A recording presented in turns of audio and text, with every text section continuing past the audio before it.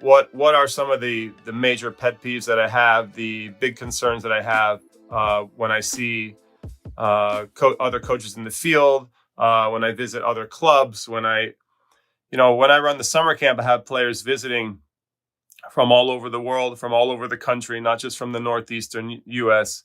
And I get to see a lot. I basically get to evaluate how coaches across the country and internationally are teaching their students, and especially with the American students, I'm very concerned about the technique. I have players who come, and I'm always doing technical reconstruction. That's my job. I love to do that, but it when you step back and you take a bigger view of what's happening, it for me it raises a big question: is why are coaches teaching um, techniques that are so old and very traditional when the game has clearly changed? The game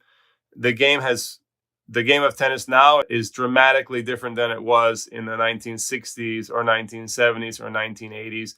And unfortunately, as you will see as I go through this list, a lot of the techniques that I am seeing, and some tactics as well, are basically from that era.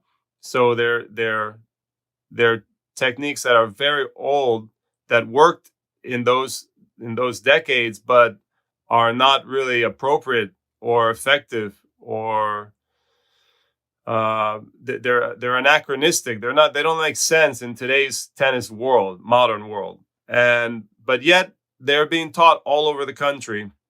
If we just take this country, the US, which I know the best, obviously.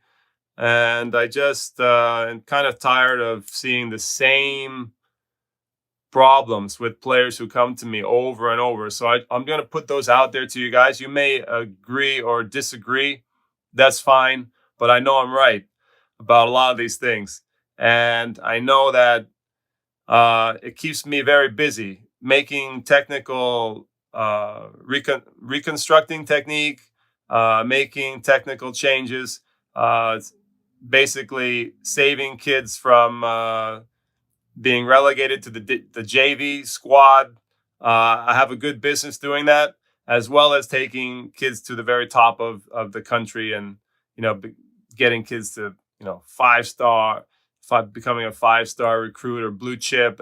I love coaching those kids too, but usually those kids don't have a lot of the technical issues that I'm talking about here. I see lots of players who are lower level tournament players, or they want to become a really good varsity player on their high school team, or maybe just improve their ranking, get into the top 50 in the East, or get into the top 20 in the East, improve their sectional ranking or whatever it is. Maybe they're stuck somewhere.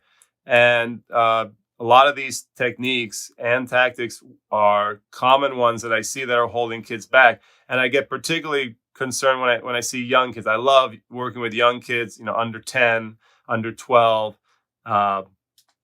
It's some of my favorite ages to work with. And it's just sad when you see like a kid being taught strokes from the 1970s, and you look at your watch and it's 2022, and you look at the television, or you look at YouTube, and you see the way that people are playing, and you look at the disconnect. There's such a large disconnect between what is being taught in the grassroots at clubs around the country by coaches who maybe have not studied the modern game, with what is happening. The disconnect between what you see that the pros are doing on the professional tours, and I think that disconnect shouldn't be so severe.